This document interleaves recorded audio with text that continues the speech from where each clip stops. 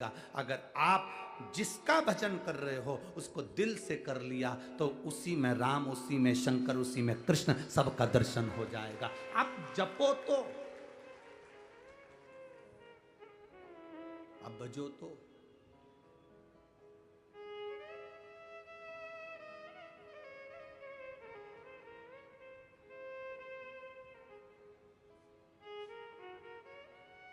अपने स्वयं, हम स्वयं अगर मंदिर तक नहीं जा सकते, हम कई बुजुर्ग माताओं से कहते हैं, माताएं कहती हैं गुरुजी आप हमें मंदिर जाने का कहते हो, परंतु बात इतनी सी है गुरुदेव कि हम मंदिर जाने का विचार तो कर लेते हैं, हम मंदिर जाने के लिए तैयार भी हो जाते हैं, पर गुरुदेव बात इतनी सी है कि शरीर से चला नहीं जाता, तो और मंदिर भी दूर पड़ता है, तो हम करें तो करें क्या।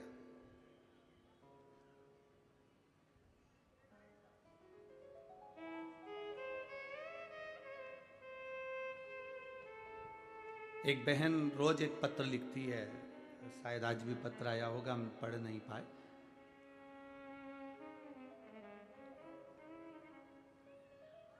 वो उस पत्र में लिखती है कि गुरुजी हम जिस गांव में रहते हैं उस गांव में हम शंकर जी के मंदिर जाते हैं, उस गांव में हम शिव जी के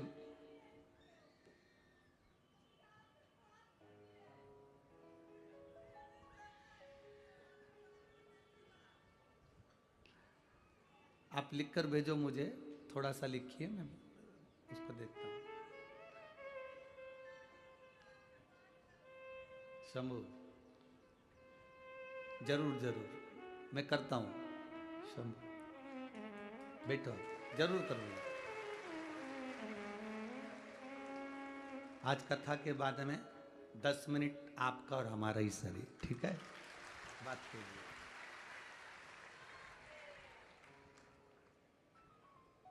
एक माँ ने लिखा कि गुरुदेव हम जिस गांव में रहते हैं वो गांव के सेठ जी ने मंदिर बनवाया है शंकर जी का, और हम उस मंदिर में अगर जल चढ़ाने के लिए जाते हैं तो वो बहुत अपशब्द कहता है। हमारे चक्कर में उसने भगवान को भी ताले में बंद कर दिया कि कोई जल ना चढ़ा।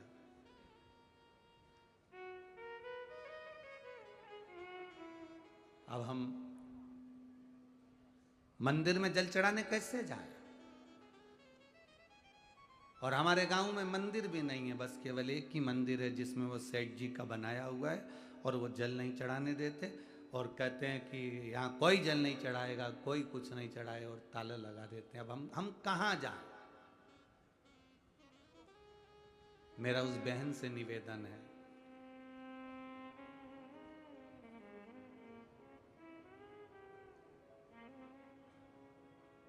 डाकघर एक होता है, बोलो सही है? उस डाकघर के जो डब्बे होते हैं लाल कलर के, इतने बड़े बड़े, वो जगह जगह टंगे होते हैं। चिट्ठी उसमें डाल दो। तुमने डाकघर में जाके चिट्ठी नहीं डाली है, तुमने चिट्ठी उस डब्बे में डाली है। चिट्ठी तुमने जालना भेजी, डब्बे में डाली थी, गई कि नहीं गई? अरे बोलो तो जम के, गई ना। थोड़ा पहुंचने में समय लगा, डाकघर डायरेक्ट जाते, चिट्ठी देते तो जल्दी पहुंच जाती, पर तुमने वो डब्बे में डाली तो थोड़ा पहुंचने में समय लगा। अगर डाकघर बंद है तो निवेदन है, बेलपत्री का पेड़ वो डब्बा है जिसमें जल चढ़ाने से महादेव तक पहुंच जाता है।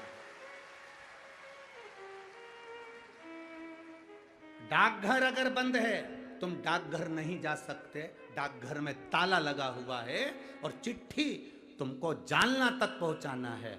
अगर तुम्हें तुम्हारे जल को महादेव तक पहुंचाना है तो तुम चाहे पीपल का वृक्ष हो, चाहे बड़ का वृक्ष हो, चाहे बेलपत्री का वृक्ष हो, चाहे जो वृक्ष हो, उसमें तुम उस परमात्मा को याद करो और दिल से कहो मेरा शंभू, मेरा शंकर। पीपल के नीचे जल चढ़ाना तो कहना पिपलेश्वर महादेव, बड़ के नीचे जल चढ़ाना तो बटकेश्वर महादेव, बेलपत्री के नीचे जल चढ़ाना तो हर हर महादेव। तुम जहां जल चढ़ाओगे मेरा शंकर उसको स्वीकार कर लेगा। भले तुम डाकघर जाओ मत जा। अगर कोई मंदिर में ताला लगा रहा है, ये तो सोचने वाले को सोचना चाहिए कि मंदिर खाली पड़े हुए थे, जिन मंदिर में कोई नहीं जाता था, आज कम से कम ये सनातनी जाकर मंदिर तक तो जा रहे हैं। ये तो उनको सोचना चाहिए जो मंदिर में ताले लगा रहे हैं, जो मना करते हैं कि पानी मत चढ़ाओ, जल मत चढ़ाओ, ये मत चढ़ाओ, वो मत चढ़ाओ। ये उनको सोचना चाहिए कि कम से कम सनातनी जागा है, मंदिर तक तो आ रहा है, और तुम उसमें भी क्लेश करो। तो मेरा निवेदन है, तुम्हारे घर के पास में तुम जहां, और मेरी बुजुर्ग माताओं से निवेदन है, नहीं जा सकती तो तेरे घर में जो गमला हो, उस गमले में भी थोड़ी सी मिट्टी को ऊंची करना और उसको जल चढ़ा देना और वापस पानी में हो गया मेरा शंकर का गुणगान। अगर मंदिर में तुम्हें जाने से मना ना करें तो तुम मंदिर जाओ, देवालय जाओ, शिवालय जाओ, और अगर मना कर दें तो फिर अपना भगवान की भक्ति जहां बैठकर करोगे वो स्वीकार करेगा। स्वीकार।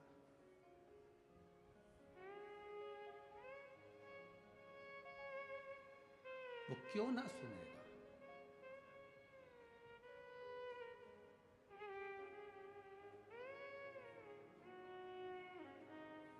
चीटी मंदिर जाती है, झिंगुर, जुआ, अरे बोलो तो जम के, हिरण, हाथी। जरा विचार करिए। श्रीमद् भागवत पढ़ी है आप लोगों ने? सुनी है भागवत? भागवत में सुना होगा।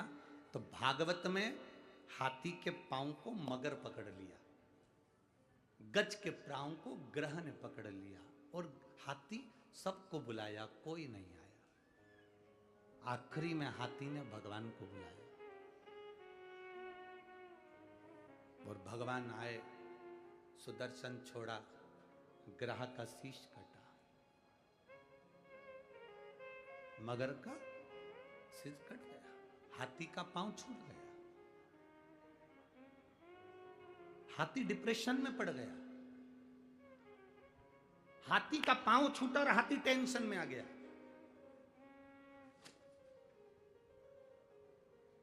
अब जरा विचार करिए, आपने तो भागवत जी में सुना था कि हाथी का पांव छूटा और हाथी का भगवान ने कल्याण कर दिया, मगर का सिर कट गया, ग्रह का शीश कट गया, ये श्रीमद् भागवत में लिखा है। पर आप कह रहे हो गुरु जी की हाथी डिप्रेशन में आ गया, हाथी टेंशन में आ गया। टेंशन में आने का कारण क्या था हाथी का? उस श्रीमद् भागवत को अगर दिल से पढ़े होगे, सुने होगे, तो हाथी टेंशन में क्यों आया, हाथी डिप्रेशन में क्यों पड़ा? हाथी ने भगवान विष्णु को जो देखा, नारायण को जो देखा, तो हाथी ने कहा प्रभु मुझे ये आपने जो करा ये मुझे पसंद नहीं आया। तो भगवान ने पूछा क्या पसंद नहीं आया? भगवान, हाथी कहता है पांव मेरा फंसा था,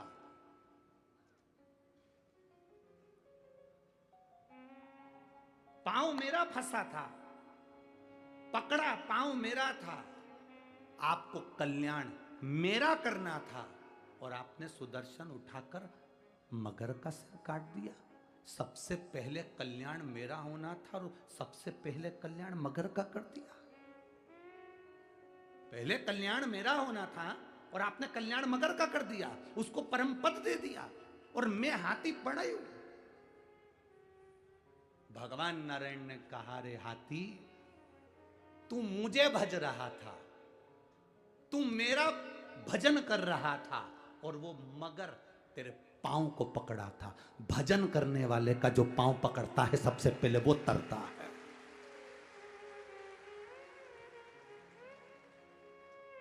भजन करने वाले का, कीर्तन करने वाले का, भगवत भजन करने वाले का पांव जो पकड़ता है सबसे पहले वो तरता है।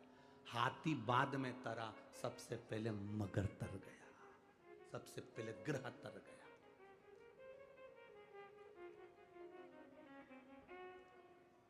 ये तो बाद में तरा है, हाथी तो बाद में गया परम धाम पर, पहले मगर गया, पहले ग्रह गया, क्योंकि उसने चरण हाथी का पकड़ा था, और वो हाथी जो भगवान को पुकार रहा था। आपसे भी निवेदन है, जो भगवान की भक्ति में डूबा हुआ हो, भजन में डूबा हुआ हो, मंत्र जाप में डूबा हुआ हो, नाम जाप में डूबा हुआ हो, नाम स्मरण में डूबा हुआ हो, उसके चरण आप अगर पकड़ कर रखे हो तो निश्चित है सबसे पहले कल्याण आपका होगा, फिर कीर्तन वाले का, फिर भजन वाले का।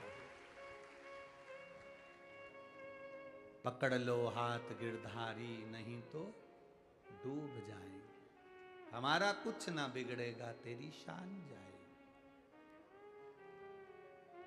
जब हम कल यहाँ से जा रहे थे तो कोई यहाँ पर कह रहा था, गुरुजी आपने सुबह 8 बजे से कथा रख दी, पुणे के लोग तो 9, साढ़े 9, 10 बजे तक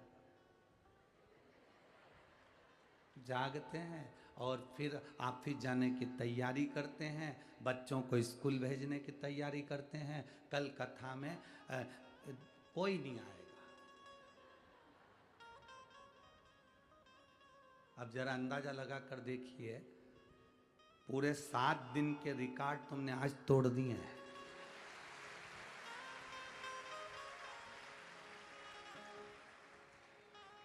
यहां बता रहे थे कि सुबह 4 बजे से और रात को 3 बजे से लोग आना चालू हो गए थे, रात्रि भर चले हैं, रात भर भक्त आ रहे हैं, पूरी रात चले। अब पूछा एक बार रामकृष्ण परमहंस जी से, वृंदावन में रामकृष्ण, भारत की भूमि के पहले संत थे रामकृष्ण परमहंस, भारत की भूमि के पहले संत थे रामकृष्ण परमहंस, जो मथुरा के रेलवे स्टेशन पर उतरे थे तो पांव के बल नहीं उतरे थे, अपने सिर के बल उतरे थे, सिर के बल। रामकृष्ण परमहंस। स्वामी विवेकानंद जी ने पूछ लिया था रामकृष्ण परमहंस जी से कि मथुरा के रेलवे स्टेशन पर आप पांव से नहीं उतर रहे हो, सबसे पहले आप ट्रेन से अपने सिर को बाहर निकालकर जमीन पर रख रहे हो, सिर के बल उतर रहे हो, ऐसा क्यों? तो रामकृष्ण परमहंस जी ने कहा था, जिस ब्रज की रज में मेरे भगवान ने अपना चरण रखा, उस ब्रज की रज में सबसे पहले मैं अपना सिर रखना चाहता हूं, सिर रखा। वृंदावन के लोगों को मालूम पड़ा कि रामकृष्ण परमहंस जी आए हैं तो ब्रज के लोग इकट्ठे होकर आ गए। रामकृष्ण परमहंस जी से पूछा कि एक बात बताओ। रामकृष्ण परमहंस जी से कहा, संतदेव गुरुदेव एक बात बताओ, भगवान कृष्ण की बंसी में ऐसा क्या था कि गोपियां आधी रात को दौड़कर आ जाती थी? भगवान कृष्ण की बंसी में ऐसा क्या था कि गोपियां आधी रात को भाग कर आ जाती थी? भगवान कृष्ण की बंसी में ऐसा क्या था कि गोपियां सुध भूल कर आ जाती थी? ऐसा बंसी में था क्या? ऐसा बंसी में था क्या जो गोपियां सुध भूल कर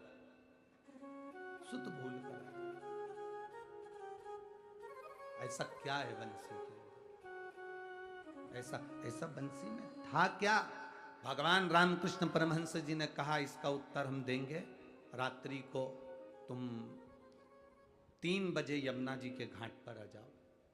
3 बजे रात्रि को लोग यमुना जी के घाट पर पहुंच गए, रामकृष्ण परमहंस जी नहीं गए। 4 बज गई, रामकृष्ण परमहंस जी नहीं गए। सुबह की 6 बज गई, रामकृष्ण परमहंस जी नहीं गए। 7 बज गई, तब रामकृष्ण परमहंस जी यमुना जी के घाट पर गए। लाखों की भीड़ थी, सबने पूछा, गुरुदेव बताओ ना, भगवान की बंसी में ऐसा क्या था कि गोपियां आधी रात को अपना घर छोड़कर चली जाती थी? रामकृष्ण परमहंस जी ने कहा, भगवान की बंसी में ऐसा क्या था वो तो मुझे नहीं मालूम, पर आज भी उनकी बंसी में दम है, इसलिए तुम आधी रात को यहां इकट्ठे बैठे हो।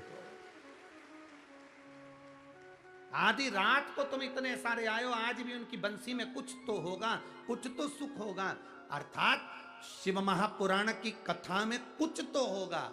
जो लोग रात्रि को 2 बजे, 3 बजे, 4 बजे, 5 बजे, 6 बजे, कोई समय नहीं देख रहा, चले भगवत भजन की ओर, कुछ तो होगा। और वो क्या है शिव भगवान की इस कथा में, क्या है शिव महापुराण की इस कथा में, वो तो वही जानता है। पर ये निश्चित है, खाली न जाता कोई दर से तुम्हारे,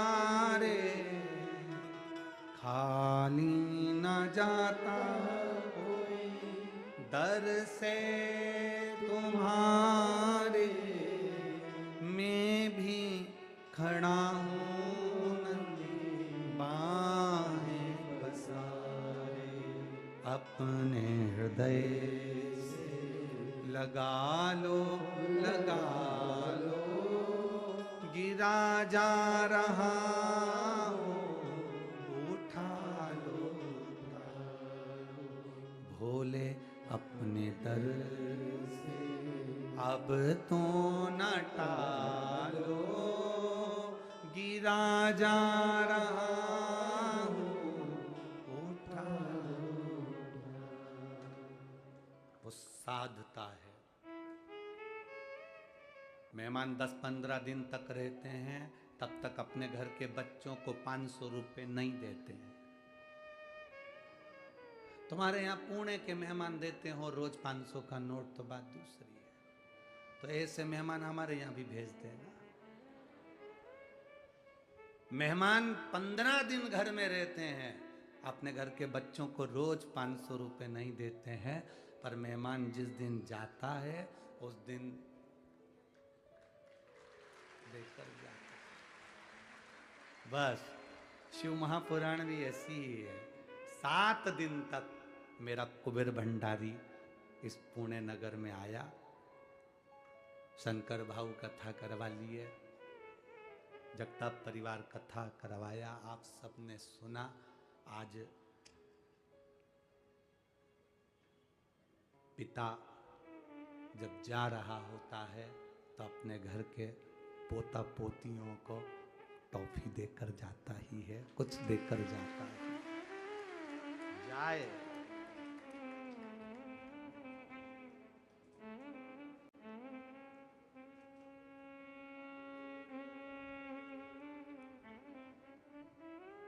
विदाई का दिन रहता है 7वां दिन,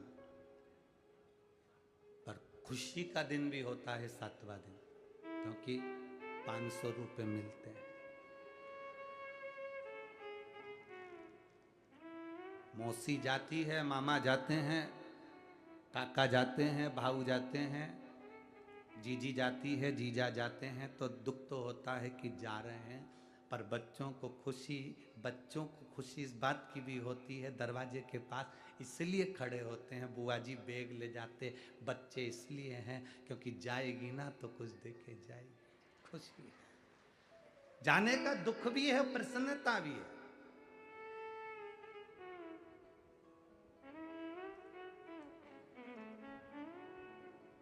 आप भी मेरे भोलेनाथ जी से कहना, बाबा आप जा रहे हो ना कुबेर भंडारी, पर जाते जाते ऐसी कृपा जरूर कर जाना, ऐसा धन हमको भी देना कि जिंदगी में एक बार शिव महापुराण की कथा हम भी करवा सके,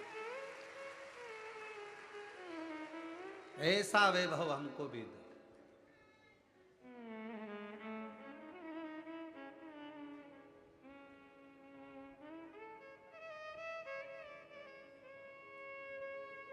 यहाँ से जा रहे थे तो वो चौराया आता है, वो चौराहे पे लोग फूल फेंक के मार रहे थे ऐसे।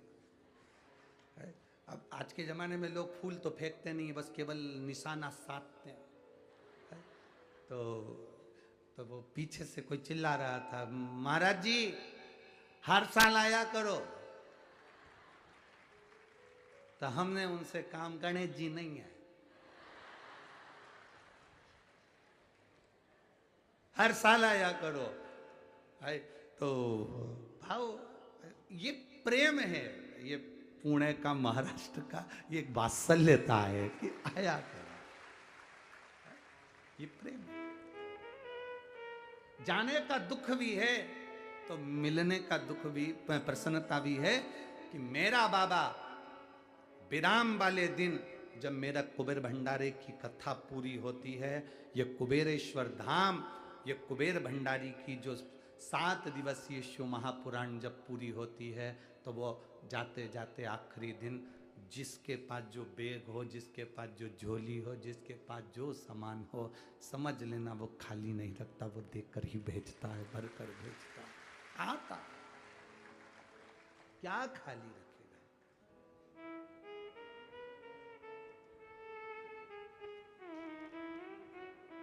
मेरे बाबा दया करना,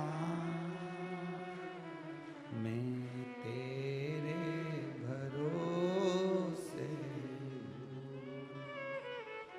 भोले बाबा दया करना,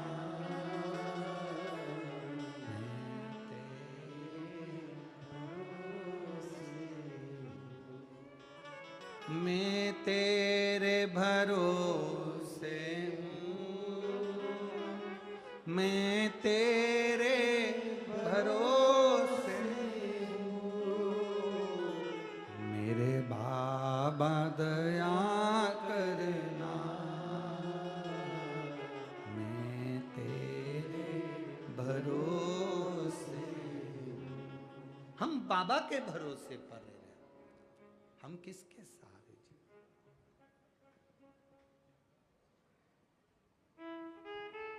अड़चनें बहुत आती हैं जिंदगी में, पर संभलना भी हमको ही है। 7वें नंबर का जो विनायक का वर्णन, अष्ट विनायक में 6 विनायक का स्मरण अपन ने कल तक करा था। 7वें जो विनायक का वर्णन किया गया है वो विघ्नेश्वर विनायक, विघ्नहर्ता।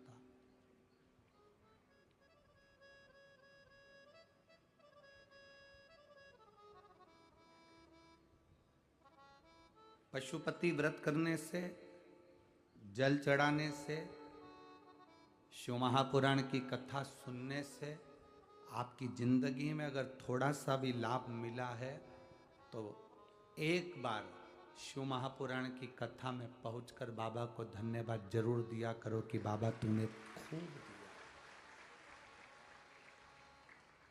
तूने कमी नहीं रखी,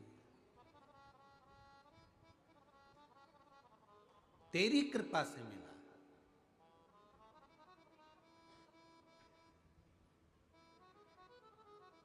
और तू कृपा नहीं करता तो ये कुछ नहीं। और एक बहुत अच्छी बात अपने भीतर उतारना, एक लोटा जल चढ़ाना पर दिखावे से नहीं, पशुपति व्रत करना तो भगवान को रिझाने के लिए, दिखावे के लिए।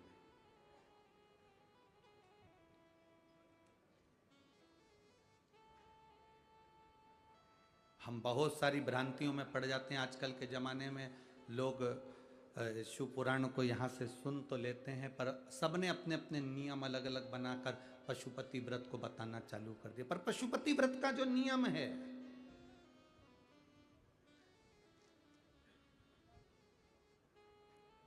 उसमें सबसे मूल है, सुबह की पूजन कर कर जो थाली लेकर आए हो उसको रख देना, शाम को 6 दिए लेकर जाना, प्रसाद एक साथ लेकर जाना, मंदिर में जाकर जब 6 दिए जमीन पर रख दो, 5 दिए प्रज्वलित कर दो, तब प्रसाद के 3 हिस्से करना।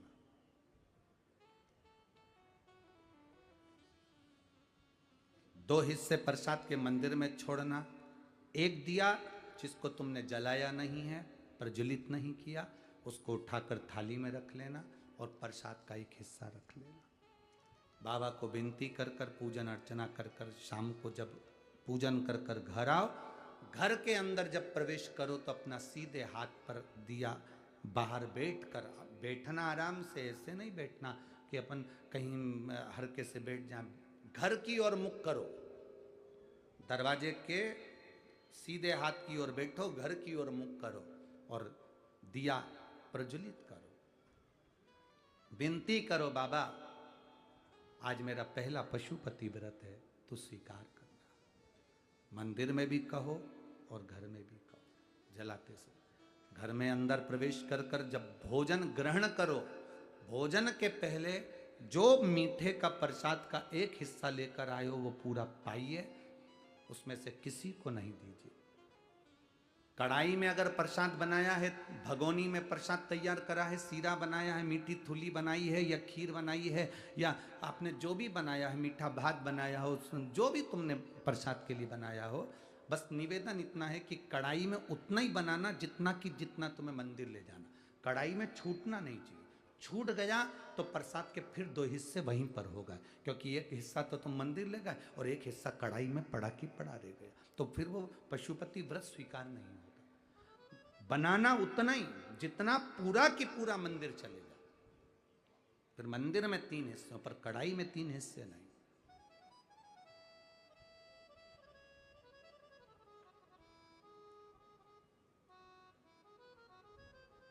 पांच व्रत पूर्ण हो, 5वां व्रत जब हो तब एक श्रीफल, 108 जो भी आप बाबा को समर्पित कर सकते हो, फूल की पंखड़ी हो, चावल हो, जो आप दे बाबा को वो समर्पित करो।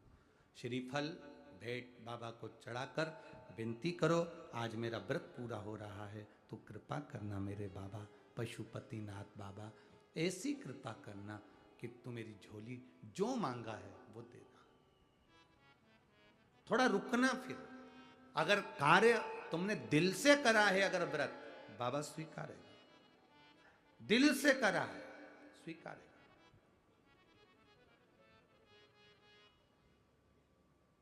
कल वो अग्रवाल जी के यहां का वो पत्र पड़ा था, संतान नहीं थी, पुणे मुंबई सब दूर दिखा लिया और डॉक्टर ने कह दिया संतान का सुख नहीं है, पर बाबा का पशुपति व्रत कर भरोसा किया। भरोसा किया तो बाबा ने दिया, तो 3 संतान प्रदान कर दी। ये शिव तत्व है। दिया उसने है तो संभालता भी वही है। वो उस कल एक पत्र आया था, उस पत्र में एक बुजुर्ग व्यक्ति ने अपने पत्र में लिखा था, अगर वो बैठे हों, पत्र ढूंढना बड़ा मुश्किल बात है क्योंकि बहुत पत्र है, तो उन्होंने अपने पत्र में एक बात लिखी थी कि गुरुजी, मैं 65 साल की मेरी उम्र है, पत्र ढूंढना तो मुश्किल है, 65 साल की मेरी उम्र है, मेरे शरीर में एक बीमारी हो गई है, जिस बीमारी के चलते मैं चल फिर नहीं सकता, मेरी नसें चोक हो गई है और मैं जा नहीं सकता था। कई महीनों तक हॉस्पिटल में पड़ा रहा। वो बीमारी ऐसी थी जिसमें शरीर मेरा पूरा चोक होते चले जाता है, नसें बंद होती चली जाती है। उस बीमारी का नाम भी उन्होंने लिखा था, जिस बीमारी का इलाज पूरे ना तो भारत में है ना विदेश में है। शरीर पूरा बेकार हो गया था, पड़ा रहता था। डॉक्टर ने कह दिया था इसका कोई इलाज नहीं है और तुम इनको घर ले जाओ। घर में भी पड़ा रहता था क्योंकि पाँव काम नहीं करते थे, शरीर काम नहीं करता था, बोल पाता नहीं था। धीरे धीरे शरीर ने पूरा जकड़ लिया था, बस मृत्यु की कतार पर था। जिसने पत्र लिखा हो, अगर वो बैठे हों, 65 साल की उनकी आयु है, अगर वो बैठे हों, पत्र जिनने लिखा था, कल नाम मेरे को ढूंढना पड़ेगा इसमें से, तो उन्होंने पत्र में लिखा, किसी बेटी ने लिखा था कि मेरे पिताजी की यह स्थिति थी और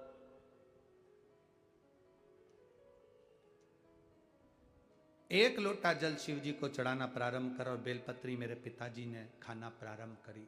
आज पूरे गांव में, आप ही ने लिखा था, हाथ उठाकर दोनों हाथ हिला दो एक बार। हाँ जी, वो नाम तो हम नहीं ढूंढ पाएंगे, आपको साधुवाद, कम से कम आपने खड़े होकर अपना भाव का एक बार हाथ हिला दीजिए। श्री शिवाय नमस्तुभ्यं। अब ठीक है, वो चलते हैं बढ़िया जी, बाबा की कृपा। बैठिए। शिव तत्व इसी को कहते हैं। डॉक्टरों ने भी जवाब दे दिया, बैठो बहन बैठो, डॉक्टरों ने भी जवाब दे दिया था और कहीं इलाज नहीं, तब वो बेलपत्री आखिरी सार तत्व है शंकर पर चढ़ा हुआ जल और बेलपत्र। और उसमें उन्होंने एक बात बहुत अच्छी लिखी गुरुजी, जो फुलेरा दूज आती है, जो शिवरात्रि के बाद में आती है, उस फुलेरा दूज का धतूरा बड़ा काम का आता है।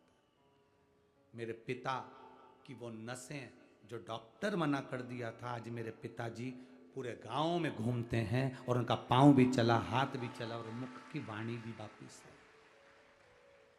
मुख की वाणी भी वापिस है। ये शिव तत्व, ये उघड़ी है।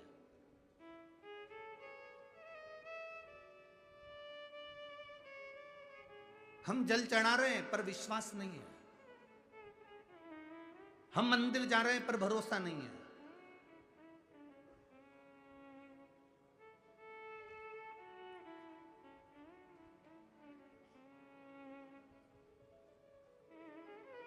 हमारा विश्वास दृढ़ नहीं हो पाता।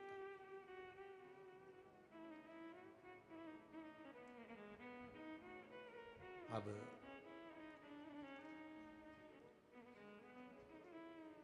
जिस समय आपका भरोसा दृढ़ हो जाए, विश्वास पक्का हो जाए, समझ लो अब शिव को मिलने में देरी नहीं है, शंकर तुम्हारे करीब में आ ही जाएगा। मंदिर शिवालय पत्थर मानकर मत जाना। हमारे सीहोर में कुबेरेश्वर धाम पर तो अभी शिवलिंग की स्थापना भी नहीं हुई है। वहां कोई मूर्ति की स्थापना नहीं, केवल कंकर और शंकर है। जिस स्थान पर बैठकर हमने भी कंकर शंकर की पूजन करी, वो स्थान वहां नियुक्त है। आप पूछेंगे कि हमें कंकर शंकर की पूजन कहाँ करना है, तो वहाँ पर आपको जो गार्ड लगे हैं वो बता देंगे कि वहाँ चले जाओ, 1 नंबर गेट के पास में, वहाँ बैठकर आप शिव जी की पूजन करो, कंकर शंकर पूजन करो।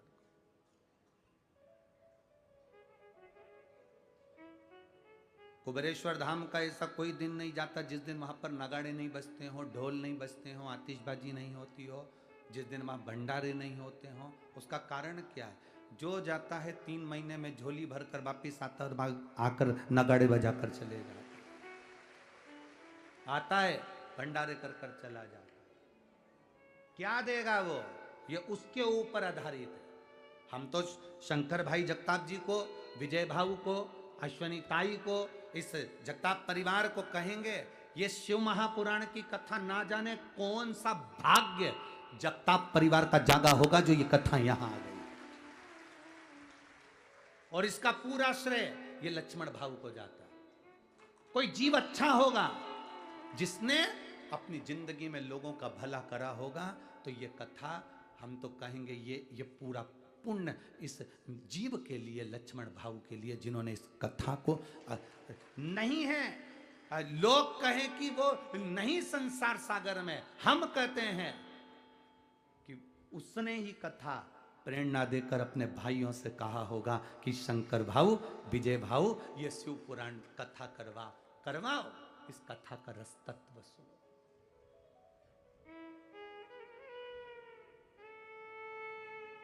आज जितनी प्रसन्नता आप लोगों को हो रही होगी, उतनी प्रसन्नता मेरे लक्ष्मण भाऊ को हो रही होगी कि मेरे परिवार ने कथा कराकर आज पार लगा दिया।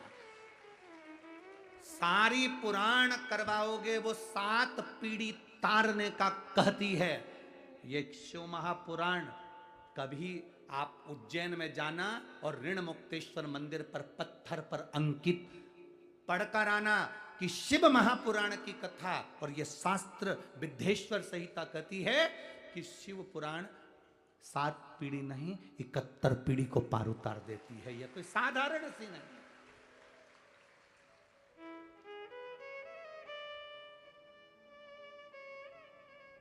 सहज नहीं शिव पुराण, इसको सहजना पड़ता है, इसको अपने भीतर उतारना पड़ता है।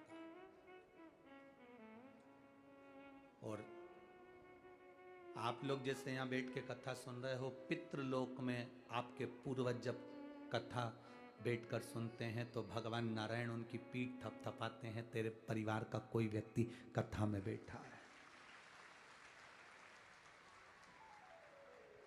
कथा में बैठा है तेरा परिवार का कोई व्यक्ति।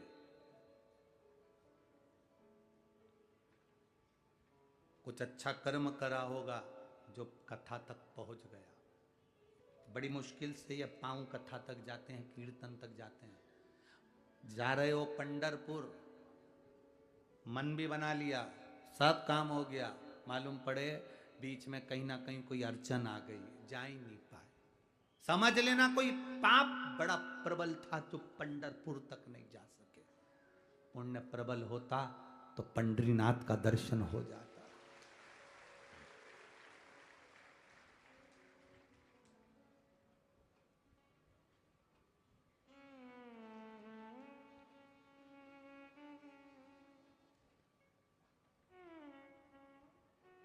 वो कहे ना, कोई जाए जो काशी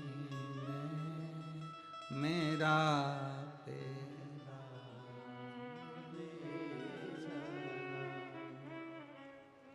अब इसी लाइन को अपन कहें, कोई जाए पंढरपुर मेरा पैगाम ले जा। ये कहना, वो मेरे नारायण से इतनी विनती जरूर कर देना, वो मेरे हरि विठ्ठल से इतना जरूर कर देना। ये कहना विठ्ठल नाथ से तुम्हारी याद आती, मैं खुद तो आ नहीं सकता, मेरा पैगाम ले जा। ये हमारे हम नहीं जा पाए, दिल ले जाओ, मन ले जाओ, चित्त ले जाओ।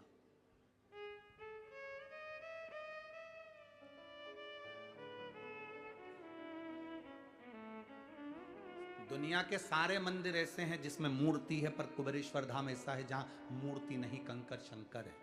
कुछ तो होगा वहां, विश्वास, श्रद्धा, भरोसा।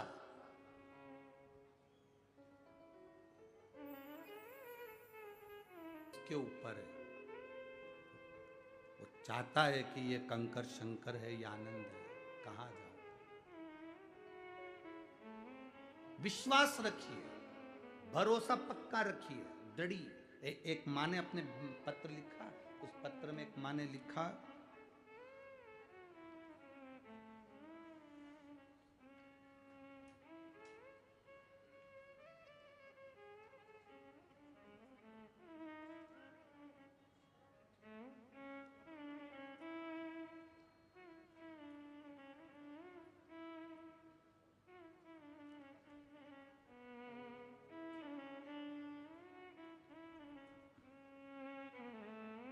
मैं मालन एकनाथ गायकवाड़, उचित बीड़ जिले की रहने वाली हूं। कहीं बैठी हो तो हाथ हिला सकती हैं।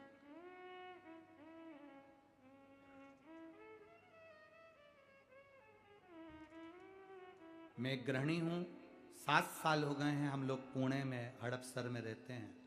बाबा का हम क्या गुणगान करें गुरुदेव। मेरे पति के पैर में खून के थक्के जम गए थे, वो थक्के ऑपरेशन के बिना नहीं निकल सकते थे। पर आप कहते हो कि बाबा पर जल चढ़ाकर पीने का फल क्या है। एक लोटे जल का मैं वर्णन करूं गुरुदेव। शिव जी पे चढ़ाकर पति को पीने के लिए जल देती थी। 3 महीने भी नहीं हुए और मेरे पति का पांव चलना प्रारंभ हो गया और खून के तक्के समाप्त हो गए। कहीं बैठी हो तो हाथ हिला सकते हैं। मैं मालन एकनाथ गायकवाड़। शिव तत्व किसको कहते हैं, शंकर की उदारता किसको कहते हैं। रामचरितमानस में तुलसीदास जी ने लिखा, शंकर विश्वास रूपिणो। शंकर है क्या, केवल विश्वास, केवल भरोसा। आपका भरोसा अगर जिस दिन पक्का हो गया, उस दिन शिव को मिलने में देरी नहीं होगी, उस दिन शंकर भगवान को मिलने में देरी नहीं होगी। एक कथा, अष्ट विनायक में से एक विनायक है विघ्नेश्वर, विघ्नहरण विनायक। विघ्न एक भगवान का परम भक्त।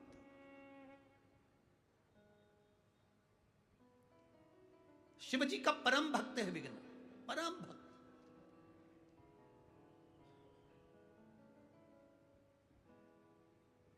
अब वो विघ्न शिव जी का परम भक्त है, भगवान शंकर की आराधना करता है, उपासना करता है, स्मरण करता है, एक लोटा जल भी समर्पित करता है, सारा भगवत भजन में डूबा रहता है।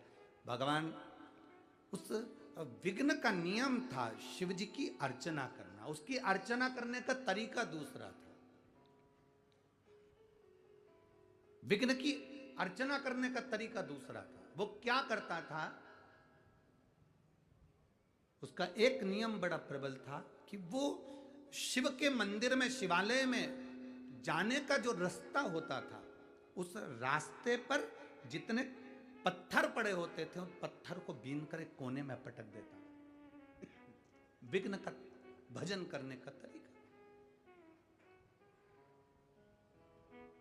यहां पर सभी के भजन करने के अपने अपने तरीके हैं। या कुछ माताएं ऐसी आती हैं जो झाड़ू लगा लेती हैं पंडाल की। आप लोगों ने तो देखा कि नहीं देखा हमें नहीं मालूम, पर यहाँ कुछ माताएं ऐसी आती है जहाँ पंडाल में सवेरे उठेगी और 2-4 झाड़ू मारकर पूरे कचरे को सोर कर फेंकी आई। यहाँ कुछ माताएं ऐसी आती है कि भोजन भंडारे में जाकर पूड़ी बेलने का भोजन बनाने के काम में लग जाती है। कुछ माताएं ऐसी आती है दूसरे को पानी पिला देती है। यहाँ कुछ माताएं ऐसी आती है जो दूसरे को कथा सुनाने के लिए गाड़ी भरकर, यहाँ वो कर्नल साहब की धर्मपत्नी बैठी होंगी कहीं, वो कर्नल साहब के, हाँ ये बैठी, ये रोज गाड़ी भरकर जितने फौजी हैं उनकी धर्मपत्नियों को लाकर कथा सुनवा देती हैं। तो ये एक तत्व है शिव तत्व का, एक आनंद है। यहाँ सब तरह के भक्त हैं, कुछ रूप में वो लगे हुए।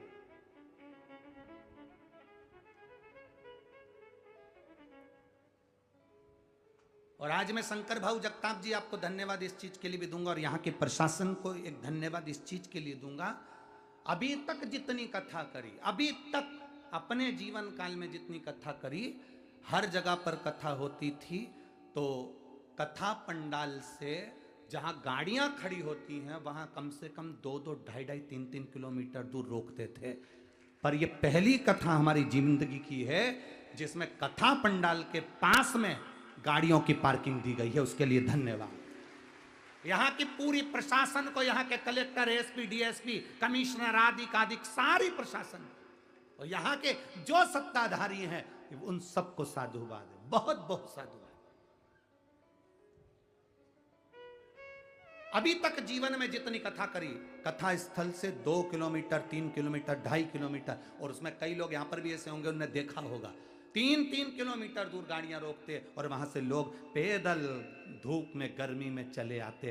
पर यह पहली कथा है पुणे नगर की कि यहाँ 8 से लेकर 9-9 लाख तक लोग कथा सुनने आए और पार्किंग की व्यवस्था पास में दी।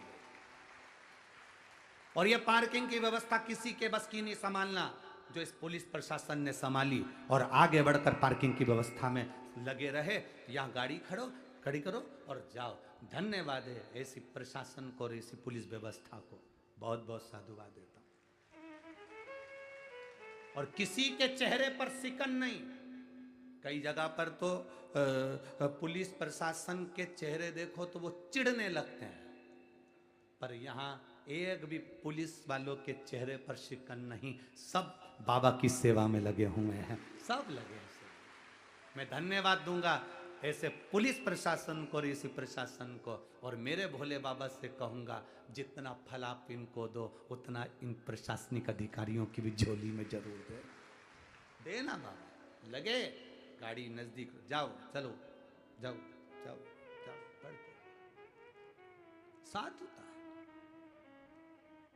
यहाँ के दुकानदारों को धन्यवाद दूंगा जो दुकानदारों ने अपनी अपनी दुकान में पानी आने लगा तो दुकान खोल दी और आवाज लगा कर, भाऊ आओ बैठो, आई बैठो, आओ, दुकानें खोल दी।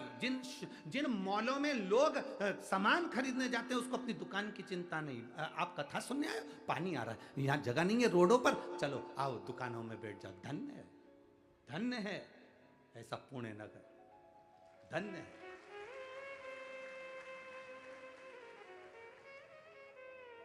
लोग कहते हैं बड़ी सिटी वालों का दिल नहीं होता,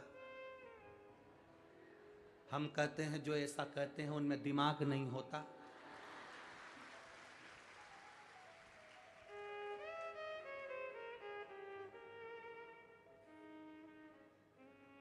अच्छाई देखो ना, हमने भी तो देखी है शिव पुराण में। यहाँ देखो, कोई पानी बांट रहा है, कोई बिस्कुट बांट रहा है, कोई कुछ बांट रहा है, कोई कुछ बांट रहा है। कितना कितना इतना प्रेम तो शिव पुराण के सिवा दुनिया में कहीं नहीं मिल सकता जो तुम देख सकते हो, कहीं नहीं। और जिनने देखा ये नजारा वो सुख पा गए, वो आनंद पा गए। महाराज विघ्न शिव जी का एक भक्त है, विघ्न शंकर का एक भक्त है, पर लोग कहते हैं ये मैं विघ्न शिव का भक्त। दुनिया के काम में विघ्न डालने वाला विघ्न शंकर का, हाँ शिव का भक्त है विघ्न।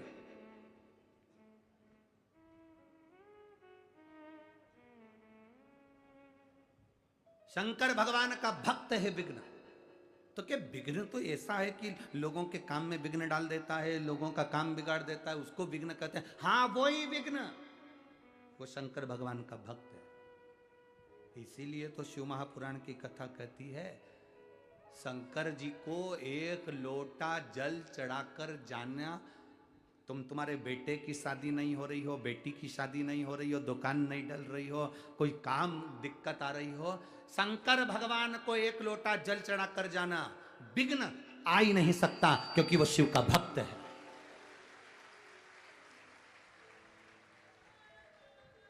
शंकर का भक्त है विघ्न, वो कहां विघ्न आने देगा। हमसे लोग कहते हैं शंकर भगवान को जल कितनी बजे चढ़ाए, हमने कहा तुम्हारी मर्जी पड़े तब चले जाओ, तुम्हारा मन करे तब जाओ। बाप और घर की माँ, माता और पिता कमरे में कम रहते हैं, हॉल में ज्यादा रहते हैं। हॉल में इसलिए रहते हैं कि बड़ी बहू आएगी तो बात हो जाएगी, छोटी आएगी तो बात हो जाएगी, बेटा आएगा उसको देख लूंगी, बड़ा बेटा आएगा उसको देख लूंगी। घर के जो बुजुर्ग होते हैं वो कमरे में बंद नहीं रहते। मेरे भगवान नारायण बैकुंठ में रहते हैं, ब्रह्मा ब्रह्मलोक में रहते हैं, इंद्र इंद्र लोक में रहते हैं। केवल एक शंकर भगवान ऐसे हैं जो खुले में रहते हैं, जब मर्जी पड़े तब आ जाओ, तुम्हारा मन करे तब आओ।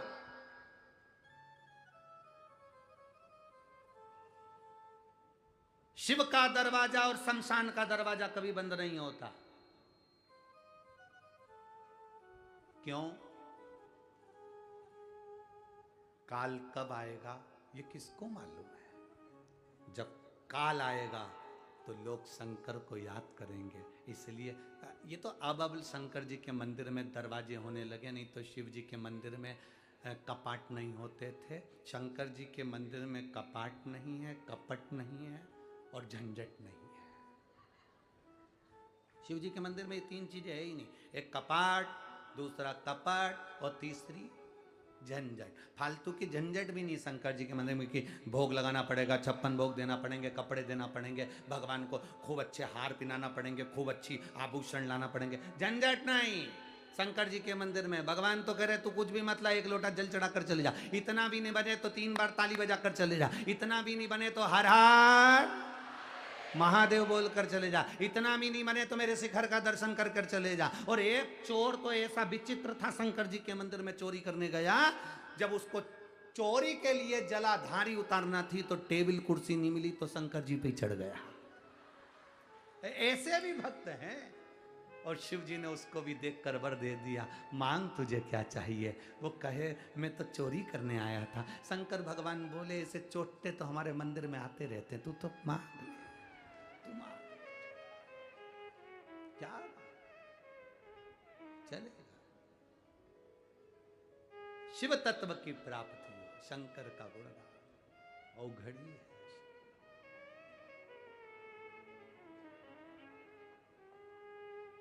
और मेरे बाबा तेरा सहारा,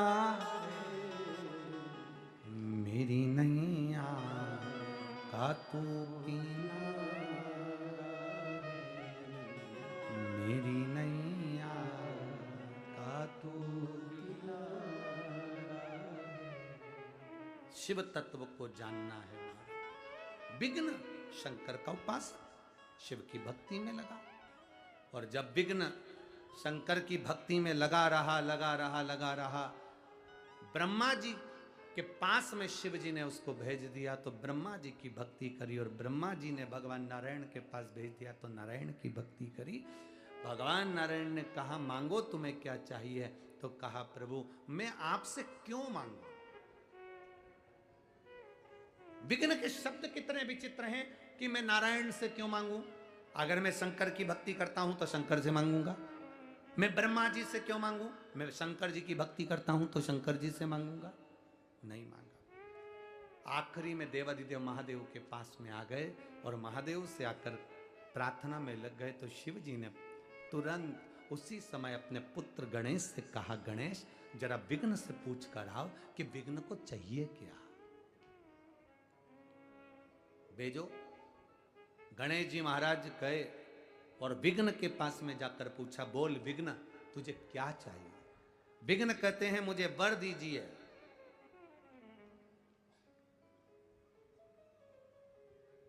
मुझे वर प्रदान करो। गणेश जी ने पूछा कौन सा वर।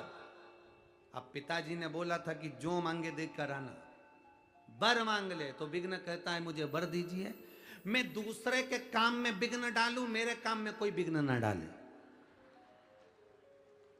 अब विघ्न ने वर क्या मांगा, मैं दूसरे के काम में विघ्न डालूं पर मेरे काम में कोई विघ्न ना डाले। अब गणेश जी उनने तो पिताजी ने कहा था कि जो विघ्न मांगे दे देना, जा जरा मिलकर। और उन्होंने कह दिया तथास्तु, तू दूसरे के काम में विघ्न डाल पर तेरे काम में कोई विघ्न ना डाल। इसमें के विघ्न वाले बहुत सारे लोग हैं, अपने काम में कोई विघ्न ना डाले, दूसरे के काम में तुम खूब डालो। ऐसे लोग आज भी हैं।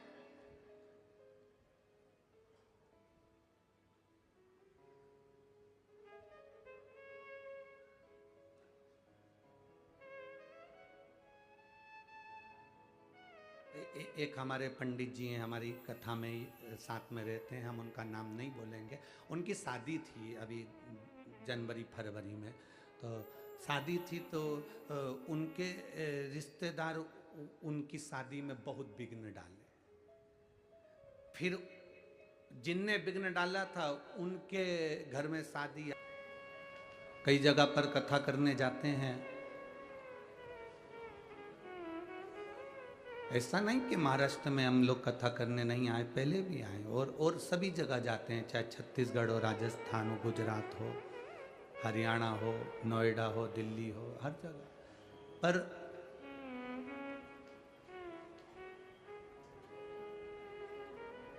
विजय भाऊ हो, चाहे शंकर भाऊ हो, चाहे अश्वनीताई जी का परिवार आदिक सब हो, पर इनके परिवार की एक विशेषता देखिए कि सबके प्रति इनका समर्पण है और सरलता है। ये मुख्य चीज इसमें, और वो सरलता होना भी चाहिए, वो सहजता होना भी चाहिए। हम परमात्मा को पाने का प्रयास करें और परमात्मा मिलता किसके बल पर है, निर्मल मन सो मोहि पावा।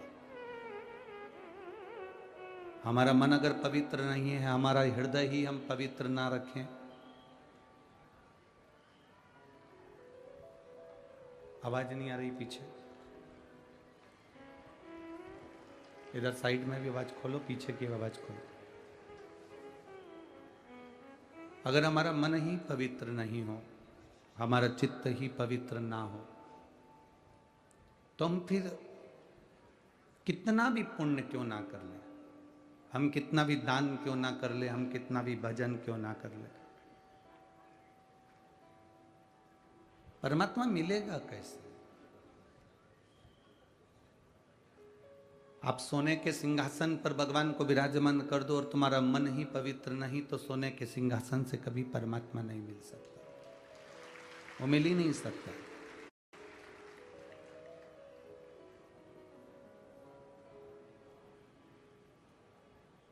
आप अंबर पितांबर, बहुत सारा पितांबर भी एकत्रित कर कर अगर परमात्मा को दे दो और तुम सोचो कि परमात्मा मिल जाए, तो नहीं मिल सकता, क्योंकि मन शुद्ध नहीं, हृदय शुद्ध नहीं।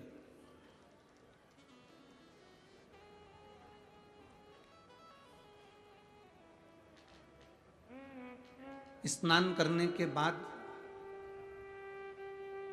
हम दर्पण के सामने जाते हैं और दर्पण में अपना मुख देखते हैं तैयार होते समय।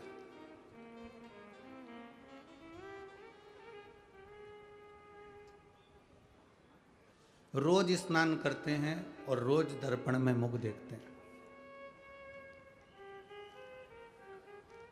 जिस तरह से हम स्नान करने के बाद दर्पण में मुख देखते हैं कि मैं ठीक लग रहा हूं कि नहीं लग रहा, मेरा चेहरा कैसा लग रहा है, मेरे बाल कैसे लग रहा है, मेरे कुंडल कैसे लग रहा है, मेरे गले की कंठी कैसी लग रही है, मेरे वस्त्र कैसे लग रहे हैं, मेरे मस्तक का श्री तिलक कैसा लग रहा है, मेरे आंखों का सुरमा कैसा लग रहा है। रोज स्नान करने के बाद हम रोज दर्पण देखते हैं कि उसमें हम लग कैसे रहे। उसी तरह जैसे स्नान करने के बाद दर्पण देखते हो कि कैसे लग रहे हो, जब भी कोई कर्म करो, काम करो, उस कर्म को करने के बाद अपने मन के दर्पण को जरूर देखो कि मैंने ठीक करा कि नहीं करा,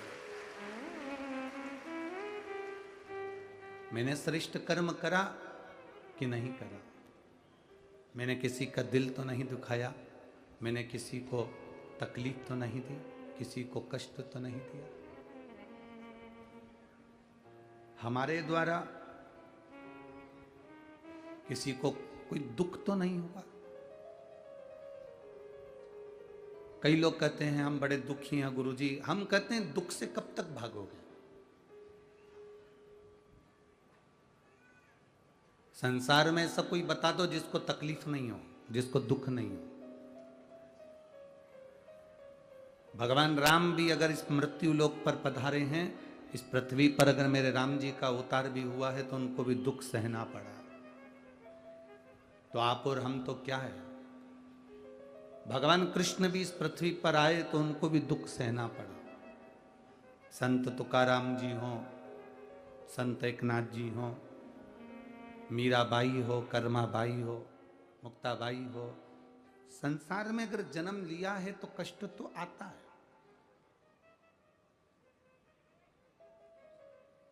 दुनिया के लोगों में और संत में एक बड़ा अंतर है। दुनिया के लोग दुख से भागते हैं और संत दुख से भागते नहीं, दुख से जागते हैं, और जो जागता है फिर वो नाम कमा कर बैठ जाता है। हम दुख से भागेंगे तो दुख हमारा पीछा छोड़ने वाला नहीं है। वो तो आज है तो कल भी, और कल है तो परसों भी। हम भागने की अपेक्षा संतों जैसा काम क्यों ना करें कि हम थोड़ा सा जागने का प्रयास करें।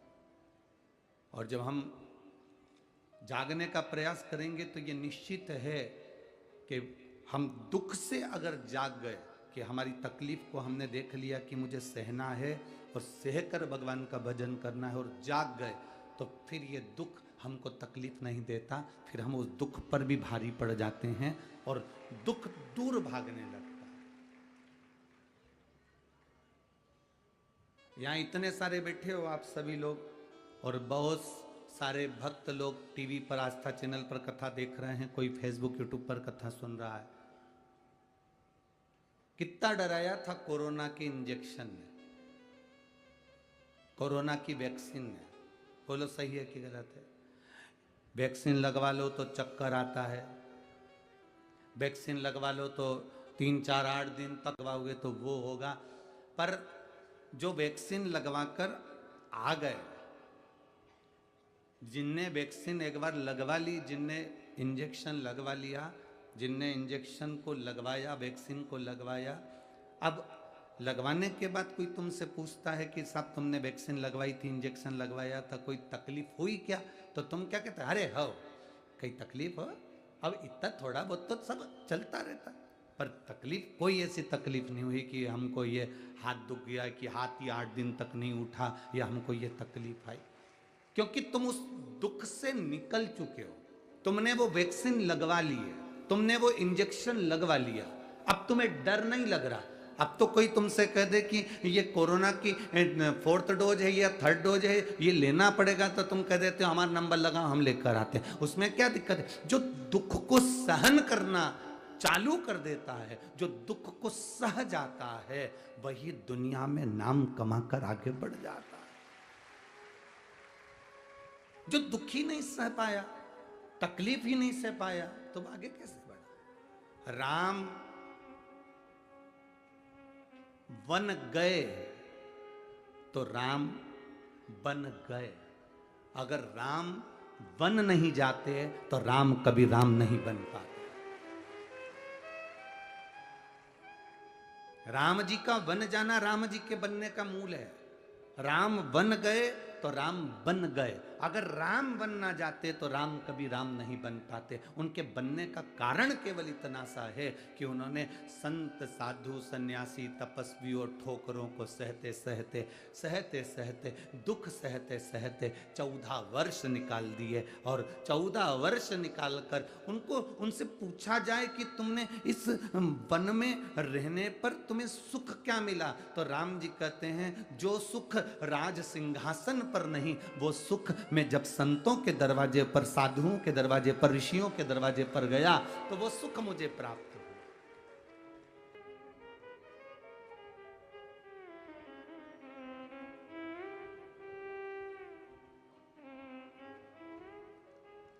जो दुनिया में कहीं सुख नहीं, वो सुख परमात्मा के चरणों में।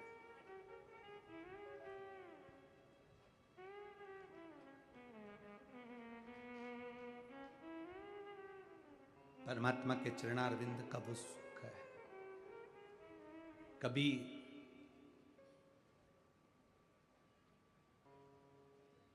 एकांत में बैठकर शिव जी के मंत्र जाप को, ओम नमः शिवाय हो, चाहे नमः शिवाय हो, चाहे श्री शिवाय नमस्तुभ्यम हो, चाहे राम नाम हो, चाहे हरि विठ्ठल हो, चाहे कृष्ण नाम हो, चाहे तुम जो नाम जपते हो, हम तुम पर कभी दबाव नहीं दिए कि तुम्हें यह नाम जपना पड़ेगा, तुम्हारी मर्जी। जब तुलसीदास जी ने रामचरितमानस में नहीं लिखा कि तुम ये नाम जपो, तुलसीदास जी ने रामचरितमानस में लिखा कि कलयुग में तुम राम नाम जपना, ये तुलसीदास जी ने नहीं लिखा। तुलसीदास जी ने लिखा कलयुग केवल नाम आधारा और सुमर सुमर नर उतर ही पारा। कलयुग केवल नाम आधारा। तुलसीदास जी ने यह नहीं लिखा कि कलयुग केवल राम धारा, उन्होंने लिखा नाम धारा। नाम धारा का मतलब है तुम जो जपोगे, तुम जो भजोगे, तुम्हारी मर्जी, तुम राम जपो, कृष्ण जपो, शिव जपो, दत्त जपो, पांडुरंगा जपो, हरि विठ्ठल जपो, तुकाराम जपो, तुम्हारी मर्जी पड़े, तुम जो जपोगे, बस तुम जो जप रहे हो वो जपने पर तुम पार उतर जाओगे। तुलसीदास जी ने लिखा कलयुग से पार उतरने का साधन है कलयुग केवल नाम धारा। उन्होंने राम भी नहीं लिखा कि राम धारा, उन्होंने लिखा नाम धारा। तुम्हारी मर्जी पड़े तुम उसको भजना और भज कर पार उतर जाओ।